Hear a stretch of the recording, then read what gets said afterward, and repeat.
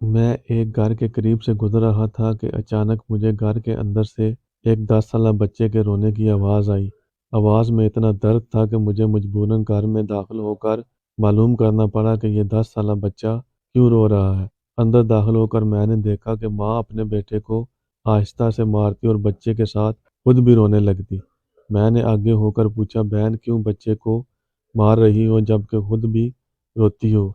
اس نے جواب دیا کہ بھائی، آپ کو تو معلوم ہے کہ اس کے والد اللہ کو پیارے ہو گئے ہیں اور ہم بہت غریب بھی ہیں۔ میں لوگوں کے گھروں میں مزدوری کرتی ہوں اور اس کی پڑھائی کا مشکل سے خرچ اٹھاتی ہوں۔ یہ کم وقت اسکول روزانہ دیر سے جاتا ہے اور روزانہ گھر دیر سے آتا ہے۔ جاتے ہوئے راستے میں کہیں کھیل کود میں لگ جاتا ہے اور پڑھائی کی طرف ذرا بھی توجہ نہیں دیتا، جس کی وجہ سے روزانہ اپنے اسکول کی وردی گندی کر لیتا ہے۔ میں نے بچے اور اس کی ماں کو تھوڑا سمجھایا اور چل دیا۔ ایک دن صبح صبح سبزی منڈی کچھ سبزی وغیرہ لینے گیا تو اچانک میری نظر اسی 10 سالہ بچے پر پڑی جو روزانہ گھر سے مار کھاتا تھا۔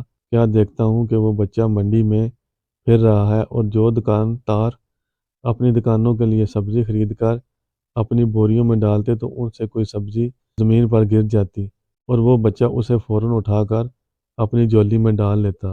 میں یہ ماجرا دیکھ کر پریشانی میں مبتلا ہو رہا تھا کہ چکر کیا ہے۔ میں اس بچے کو چوری چوری فالو کرنے لگا۔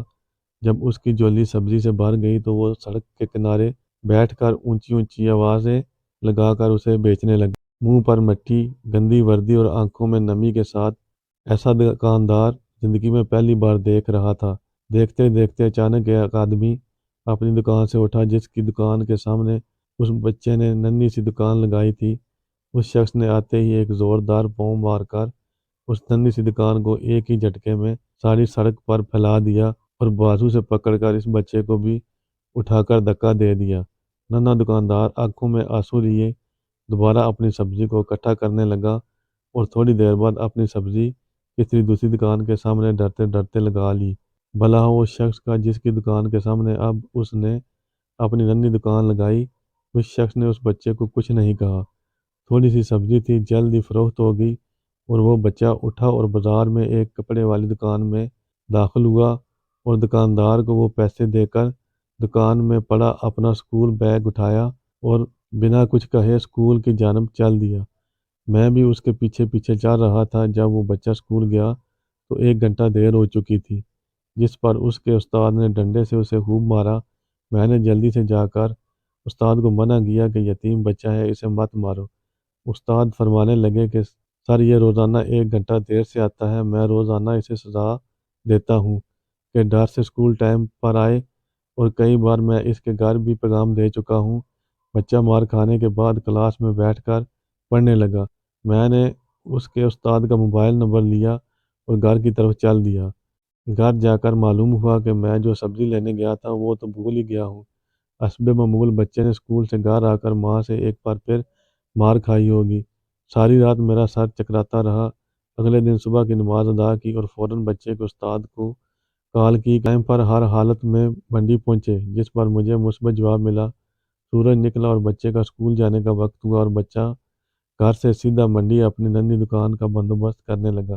میں نے اس کے گھر جا کر اس کی والدہ کو کہا، بہن میرے ساتھ چلو، میں تمہیں بتاتا ہوں آپ کا بیٹا کیوں دیر سے جاتا ہے۔ وہ فوراً میرے ساتھ منہ میں یہ کہتے ہوئے چل پڑی کہ آج اس لڑکے کی میرے ہاتھوں خیر نہیں، چھوڑوں گی نہیں اسے۔ آج منڈی میں لڑکے کا استاد بھی آ چکا تھا۔ تینوں نے منڈی کی 3 مختلف جگہوں پر پوزیشن سنبھال لی اور ننھے دکان والے کو چھپ کر دیکھنے لگے۔ حسب معمول آج بھی اسے کافی لوگوں سے جھڑکیں لینی پڑی اور آخرکار وہ لڑکا اپنی سبزی فروخت کر کے کپڑے والی دکان کی طرف چل دیا۔ اچانک میری نظر اس کی ماں پر پڑی تو کیا دیکھتا ہوں کہ بہت ہی درد بھری سسکیاں لے رہی ہے، زاروں قطار رو رہی تھی اور میں نے فوراً اس کے استاد کی طرف دیکھا تو بہت شدت سے اس کے آنسو بہہ رہے تھے۔ دونوں کے رونے میں مجھے ایسا لگ رہا تھا جیسے انہوں نے کسی مظلوم پر بہت ظلم کیا ہو اور آج ان کو اپنی غلطی کا احساس ہو رہا ہو۔ اس کی ماں روتے روتے گھر چلی گئی اور استاد بھی سسکیاں لیتے ہوئے اسکول چلا گیا۔ حسب معمول بچے نے دکاندار کو پیسے دیے اور آج اس کو دکاندار نے ایک لیڈیز سوٹ دیتے ہوئے کہا کہ بیٹا آج سوٹ کے سارے پیسے پورے ہو گئے ہیں، اپنا سوٹ لے لو۔ بچے نے اس سوٹ کو پکڑ کر اسکول بیگ میں رکھا اور اسکول چلا گیا۔ آج بھی 1 گھنٹہ لیٹ تھا، وہ سیدھا استاد کے پاس گیا اور بیگ ڈیسک پر رکھ کر مار کھانے کے لیے پوزیشن سنبھالی اور ہاتھ آگے بڑھا دیے کہ استاد ڈنڈے سے اس کو مار لے۔ استاد کرسی سے اٹھا اور فوراً بچے کو گلے لگا کر اس قدر زور سے رویا کہ میں بھی دیکھ کر اپنے آنسوؤں پر قابو نہ رکھ سکا۔ میں نے اپنے آپ کو سنبھالا اور آگے بڑھ کر استاد کو چپ کرایا اور بچے سے پوچھا کہ یہ بیگ میں سوٹ ہے وہ کس کے لیے ہے؟ بچے نے جواب دیا کہ میری ماں امیر لوگوں کے گھروں میں مزدوری کرنے جاتی ہے اور اس کے کپڑے پھٹے ہوئے تھے۔ اس کے پاس جسم کو مکمل ڈھانپنے والا کوئی سوٹ نہیں ہے، اس لیے میں نے اپنی ماں کے لیے یہ سوٹ خریدا ہے۔ یہ سوٹ آپ گھر لے جا کر ماں کو دو گے؟ میں نے بچے سے سوال پوچھا۔ جواب نے میرے اور اس استاد کے پیروں کے نیچے سے زمین ہی نکال دی۔ بچے نے جواب دیا، نہیں انکل، چھٹی کے بعد میں اسے درزی کو سلائی کے لیے دے دوں گا اور روزانہ تھوڑے تھوڑے پیسے دوں گا۔